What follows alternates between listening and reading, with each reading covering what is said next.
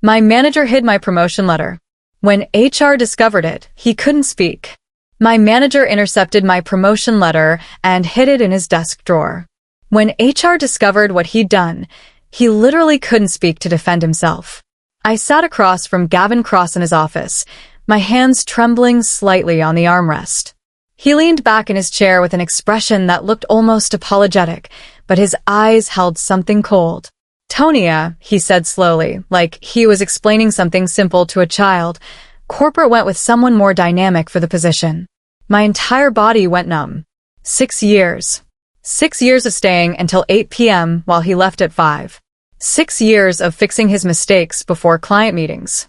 6 years of mentoring interns while he took credit. 6 years of canceled birthdays, sleepless nights, postponed vacations. All of it was supposed to lead here. All of it was supposed to mean something. "But you promised me," I heard myself say, my voice sounding small and hollow. Gavin's face shifted into something that looked like sympathy, but I could see the lie underneath it. "I know this is disappointing," he said, "but you need to keep smiling and be a team player. These things happen." He actually said that. As I stood up to leave his office, I caught my reflection in the glass door. What I saw destroyed me. A broken woman, confused and betrayed, but underneath that confusion something was burning. Something cold and determined was starting to ignite. As I turned to walk away, I glanced back and saw Gavin slip a crisp, white envelope into his desk drawer, the kind HR always uses for official correspondence. My stomach twisted. Something was wrong. That night, I sat in my apartment and let myself remember everything. 6 years of my life dedicated to this company, to proving myself to Gavin. I remembered the first project he'd given me, a complete disaster that he'd mismanaged for months. I'd stayed up for 72 hours straight, fixed every problem, presented the solution to the client, and watched Gavin take the credit in front of executives. I remembered the countless times I'd covered for him during his vacation weeks, handling his responsibilities without a single word of thanks. I remembered sitting in the office on my 30th birthday, my friends texting me from a celebration I'd skipped, while I worked on a campaign that would make Gavin look brilliant.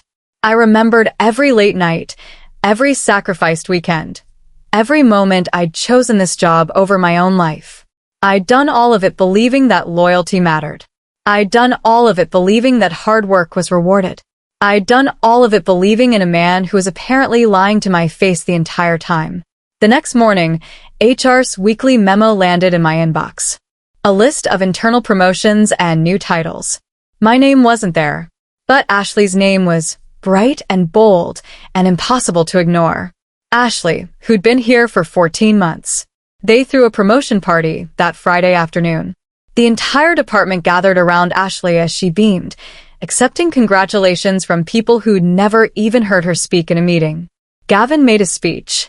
He talked about recognizing talent, about investing in dynamic leaders, about building the future of the company. He looked everywhere in the room except at me. I stood there with a smile plastered across my face that felt like it would crack my cheeks. My hands were shaking. I could feel my coworkers watching me, their faces filled with confused sympathy. This wasn't supposed to happen. Everyone knew I was the one who did the actual work. Everyone knew. I excused myself and walked toward the bathroom, my vision starting to blur. Once I was inside a stall, I let myself break down. I cried so hard I couldn't breathe. I covered my mouth to muffle the sound because I couldn't stand the thought of anyone hearing. As I was washing my hands, I overheard 2 coworkers talking at the sink. "Did you hear?" one of them whispered. "Tonia was actually supposed to get that role. HR sent the letter to Gavin weeks ago. Something happened to it." My hands froze under the water. For days, that comment gnawed at me. An intern named Maya, who'd been working with me for months and whom I'd mentored personally, finally approached me nervously in the break room. "I probably shouldn't tell you this," she said, looking around to make sure no one was listening, "but I saw your name on the HR board before it disappeared. There was a list of approvals, and your name was there with the promotion title. Then it was just gone." The pit in my stomach grew deeper. I tried to act casual like this was no big deal, but my mind was racing. What had happened to that letter? Where was it? That afternoon, I sat at my desk staring at my computer screen, unable to focus on work. My best guess was that Gavin had somehow gotten the letter from HR and hidden it. But why would he do that? And more importantly, did he have it right now, somewhere in his office? I needed to know. I needed to see it with my own eyes. But I also knew that if I asked him directly, he'd gaslight me into thinking I was crazy. I'd seen him do it to other people. A few days later, during a client prep meeting, Gavin took full credit for a successful project that I'd led entirely from conception to execution. Every single idea in that presentation was mine. Every strategy, every creative decision, every tactical element came from my brain. But Gavin presented it like he'd invented marketing. He finished his presentation with a comment that made my blood boil. This is why leadership requires composure and strategic thinking, not emotion. That's the difference between someone who can handle a director role and someone who can't. The room was silent. Everyone knew what he was implying. I was too emotional. I couldn't handle the pressure. That's why I didn't get the promotion. I sat there with my jaw clenched so tightly, I thought my teeth might crack. And then I saw it. The corner of an envelope with my name written on it, just barely visible sticking out from his desk drawer. My heart stopped. It was real. The letter was real, and he had it. That night, I stayed late. Deliberately late. I waited until everyone had left the office, until the cleaning crew had moved on to other floors, until the building was silent and dark except for the emergency lights. I wasn't planning to steal anything. I just needed to see it. I needed to see the letter with my own eyes. Around 9 p.m., Gavin forgot to log off his computer before heading to the elevator. I watched him leave from my desk. Then I walked into his office, my hands shaking so badly I could barely think. His computer screen was still glowing. I didn't touch it, but I could see the email notification that had just come in. From HR. The subject line made my entire body go cold. Congratulations on the approved promotion for Tonya Reeves. Please deliver letter by Friday. My hands flew to my phone, and I took a screenshot. Then another. And another. The email clearly stated that Gavin was supposed to have delivered this letter to me by Friday. That Friday had been 3 weeks ago.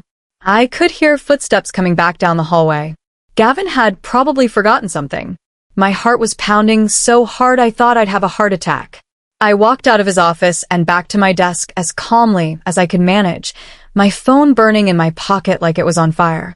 If you're enjoying this story so far, please like and subscribe right now. What happens next is absolutely insane. The next morning, Gavin was unnaturally polite to me. Too polite. He brought me coffee, asked how I was doing, complimented my outfit. It was the fakest version of kindness I'd ever witnessed. I realized in that moment that he knew something was up. Maybe he'd heard the elevator come back. Maybe he'd checked the timestamp on his email.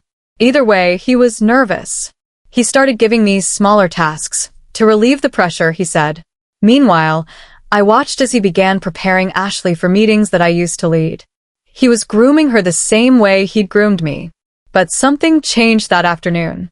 HR sent me an email asking me to confirm receipt of my resignation notice. My resignation notice. I'd never resigned. I'd never even thought about resigning. My hands shook as I immediately forwarded it to Gavin asking what he was talking about. His response came back in seconds. Must be a filing error. I'll look into it. But his response felt desperate. I went to confront him, but I was smarter about it this time. I didn't go to his office. I didn't give him a chance to gaslight me in private. I waited until we were in a group meeting, and then I asked him casually in front of 3 other people. Hey Gavin, HR sent me some paperwork about a resignation I apparently filed. Do you know anything about that? His face went pale. Probably just a mix-up, he stammered. I'll sort it out. But everyone saw his reaction. Everyone saw how panicked he was. That evening, I checked my company ID in the system just to be sure. My title had been changed from Senior Project Coordinator to Associate. I'd been demoted. Without a meeting, without a conversation, without any official paperwork. Just a quiet change in the system designed to make me think I was going crazy. But I wasn't crazy. I had evidence. I had screenshots. I had that email from HR stating my promotion had been approved. I made a decision. Instead of confronting Gavin again, I played it calm and strategic. I started documenting everything obsessively. Every email, every project assignment, every instance of him taking credit for my work. I printed them all out and organized them chronologically. I copied all my major project files onto an external drive. I was building my case methodically, quietly, without letting anyone know what I was doing. I was terrified, but I was also angry in a way I'd never been before. This wasn't just about the promotion anymore. This was about someone deliberately trying to gaslight me and destroy my career. A week later, Maya approached me in the hallway with a nervous expression. She handed me a USB drive wrapped in a napkin. "You should see this," she whispered.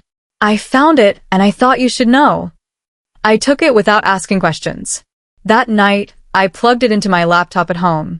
Inside the USB was a hidden folder from HR's shared drive, the kind of thing that should be confidential, but that an HR intern would have access to. And inside that folder was everything. My promotion letter, officially signed and stamped. It showed that corporate had approved my promotion and sent it to Gavin with explicit instructions. Please deliver to employee by end of week. But there was more. There was documentation showing when Gavin had opened the email, when he'd printed out the letter, and when he deleted the email thread from his inbox. Everything was time-stamped. He'd received the letter on a Thursday. He'd deleted the email on Friday. And on Monday, he'd given it to someone else. The evidence was irrefutable. I sat there for hours reading through all of it, my hands shaking. This man had deliberately stolen my career. He'd done it methodically and intentionally. He'd done it to protect his own position because he was terrified of working for a woman who was smarter than him. I called in sick the following Monday. But I wasn't resting. I was working harder than I'd ever worked in my life. I spent that entire week gathering every record of Gavin's unethical behavior. Client reports that were incomplete or inaccurate because he hadn't done the actual work I had. Missing invoices that he'd somehow lost or forgotten. Clear evidence of favoritism toward employees who complimented him. Falsified timesheets showing hours he didn't work. And the pattern became so clear it was sickening. Every woman who'd challenged him or questioned his decisions had either quit or been transferred to different departments. 5 women in 4 years. 5 women whose careers he'd sabotaged. I had documentation of all of it. I had everything I needed to destroy him professionally. But I had to be smart about how I did it. HR scheduled quarterly performance reviews.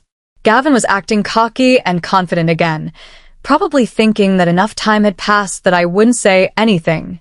During a team meeting, he even joked to me, "Let's make sure no one hides any more letters this time, huh?" That whole thing was such a weird HR mistake. He was mocking me. He was actually mocking the crime he'd committed against me. That's when I made the decision. I sent a private email to the HR manager, Patricia, requesting a meeting before my official performance review. I didn't say what it was about. I just asked for 30 minutes of her time. She agreed immediately. The day of the meeting, I walked into her office with a folder containing everything, printed copies of every screenshot, every document, every piece of evidence I'd collected. And I laid it all out for her. Patricia's face went pale as she reviewed the documents. She didn't say much, but I could see the anger building behind her professional mask. "This is serious," she said quietly. "This is a fireable offense." She promised to investigate discreetly and asked me not to say anything to anyone. I agreed. But later that afternoon, I watched as HR sent Gavin an email requesting documentation on all recent promotions and managerial decisions. He started nervously shuffling papers at his desk. He looked terrified. And then HR sent another email asking about discrepancies in HR letter logs.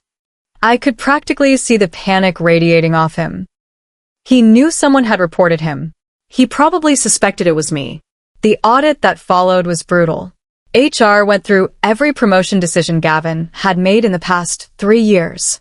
They compared his decisions to corporate approvals. They found discrepancies everywhere. Inconsistencies in his explanations. Missing documentation. And they found my promotion letter. the physical copy, in his desk drawer. He'd kept it like some kind of trophy. When HR asked him to explain it, he stumbled through a pathetic explanation about losing track of it and forgetting to pass it along. But there it was in black and white, the email showing he'd deliberately deleted the message trail to HR. He'd tampered with evidence. He'd obstructed my career advancement. And now he was panicking because he realized he was going to be held accountable. Gavin's response was to start freezing me out completely. He stopped assigning me meaningful projects. He cut me from important meetings. He started whispering to colleagues that I was unstable and causing problems.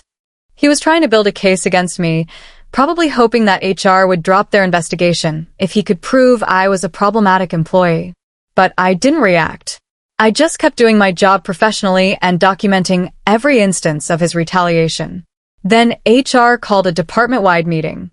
Everyone gathered in the conference room, and I could see Gavin's face go white when Patricia from HR announced that she was conducting a comprehensive review of all managerial conduct within this department. She talked about ethical standards and maintaining professional integrity. She said that all managerial decisions would be reviewed by corporate. And then she said something that made Gavin visibly sweat. She announced that my original position title was being reinstated, pending investigation. The entire room went silent. Gavin forced a smile that looked like it was physically painful for him. "Of course," he said loudly, his voice shaking slightly. "Transparency is healthy. I'm happy to cooperate with any review." But everyone could see through the act. Everyone knew what this meant. After the meeting, my coworkers surrounded me with questions and words of support. The whole story came out. People started sharing their own experiences with Gavin's manipulation. Maya told Patricia about the hidden USB folder. Another coworker admitted that Gavin had once promised her a raise that never materialized. The dominoes were falling. Patricia looked directly at me during the conversation and said, "We'll be scheduling a formal meeting with corporate, Gavin, and you to address this situation. This email discrepancy needs to be explained publicly." For the next 2 weeks, I worked quietly while whispers swirled around the office like a storm. My coworkers began to notice something different about me, my composure, my quiet confidence, the fact that I wasn't retaliating or spreading rumors. I was just doing my job professionally. Meanwhile, Gavin was visibly unraveling. He started making mistakes. His hands would shake during meetings. I watched him age 10 years in 2 weeks. HR sent a calendar invite. Joint meeting, HR, Corporate Director, Gavin Cross, Antonia Reeves. It was scheduled for Thursday at 2 p.m. Gavin's face went completely gray when he saw the invite. He tried to catch me in the hallway to talk about it, but I just smiled and said, "Let's let HR handle it." Thursday arrived. I walked into the boardroom and saw Gavin sitting there looking like he'd been hit by a truck. His hands were trembling. He'd clearly not slept. The corporate director was there, Patricia from HR, and Gavin's direct supervisor. The director opened a laptop and projected an email chain onto the screen. Everyone could see it clearly now. The email from HR to Gavin approving my promotion. The timestamp showing when he'd opened it and printed it. The timestamp showing when he'd deleted the email thread. The email to HR saying he'd handled the matter. The evidence was irrefutable and displayed for everyone to see. The director turned to Gavin and said, "Can you explain this?" Gavin tried to speak. His mouth opened and closed. His face turned red. He tried again to form words. I didn't mean to. Nothing came out that made sense. He literally could not speak. The director cut him off. "You'll have your chance to provide a written explanation." Then he turned to me. "Ms. Reeves, would you like to respond?" Every eye in the room was on me. This was my moment. I could destroy him. I could gloat. I could make him feel even a fraction of the humiliation and pain he'd caused me. But I didn't. Instead, I took a breath and said calmly, "I trusted my manager to do the right thing. That was my mistake. But I have faith that the company will make the right decision now." The simplicity of my response pierced through the room like an arrow. Even Patricia looked emotional. Gavin's face crumpled. The corporate director nodded and said, "We're suspending your employment pending a full investigation, Mr. Cross." You'll be hearing from legal. Corporate suspended Gavin 3 days later with pay, pending investigation. He was escorted from the building by security. Watching him walk out, his head down, his career in ruins, I felt something I didn't expect. Not satisfaction. Not revenge. Not even joy. I felt sad. I felt sad that someone had become so threatened by my competence that he'd resorted to sabotage. I felt sad that I'd wasted 6 years on a man who didn't deserve my loyalty. But I also felt free. The same people who'd ignored me before now whispered my name with admiration. Maya came up to me after Gavin left and hugged me without saying anything. She didn't need to. We both understood. A few days later, HR offered me the promotion officially, plus a significant raise to compensate for the months I'd been denied it. They also asked if I wanted to file a formal complaint with legal. I declined. I didn't want revenge. I wanted to move forward. Weeks later, after corporate's investigation concluded, I received the official notification. Gavin had been terminated for gross misconduct, abuse of authority, and deliberate obstruction of company policy. His severance was minimal because they documented years of unethical behavior. I packed my belongings and moved into his old office. My office now.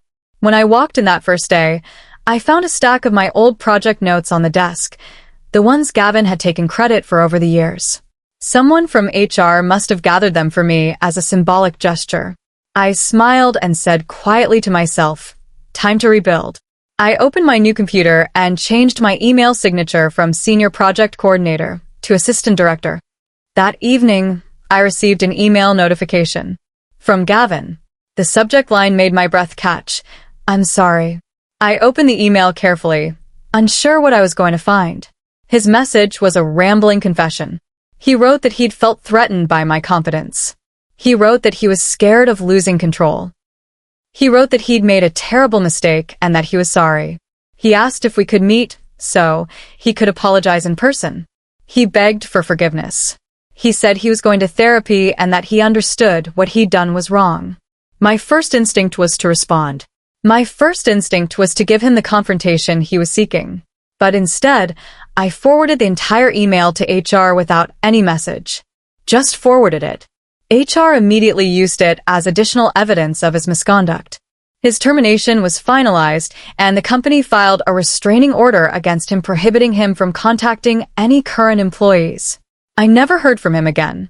I led my first team meeting as assistant director the following Monday. I walked into the conference room and sat at the head of the table. The same table where I'd been invisibly contributing for years. My team was watching me carefully, curious about what kind of leader I'd be. I was calm, fair, and transparent. I asked for everyone's input. I gave credit where credit was due. I listened without interrupting. And then I introduced a new policy. All promotions must be communicated directly to the employee and to HR simultaneously. No exceptions. No delays. This ensures transparency and prevents anyone from being denied recognition for their achievements. I made eye contact with Maya as I said it. She smiled. That afternoon, Maya came to my office privately. Thank you, she said. You changed everything. I hugged her and said, you helped me change everything. I couldn't have done this without you.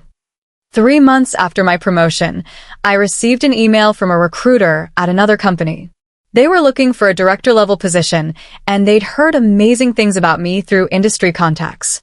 They asked if I was interested. I wasn't. I was too busy rebuilding the culture of our department. I was mentoring young professionals like Maya. I was creating an environment where people felt valued and safe. This job had become about more than just advancement. It had become about making sure no one else had to experience what I experienced. I declined the recruiter politely and thanked them for thinking of me. That evening, I sat in my office, Gavin's old office, but my office now, and looked out at the city lights. I'd built something here. Not just a career. A sense of justice. A sense of purpose. 6 months after Gavin's termination, I received another email from a recruiter. This time it was for a position at his new company, the one where he'd apparently landed a job in a completely different industry. The recruiter asked for a reference. I stared at that request for a long time. This was my moment. I could crush him even further. I could write something brutal and damaging. But instead, I composed a short, professional message. I cannot recommend him for any position requiring integrity, professional ethics, or trustworthiness. I hit send. Then I closed my email and smiled. My reflection stared back at me from the office window. Peaceful, powerful, finally completely free. Gavin had tried to erase me. He'd tried to gaslight me. He'd tried to steal my future. But I'd survived. More than survived, I'd thrived. And the best part was that I'd done it without ever compromising my own integrity. I'd let the truth speak for itself.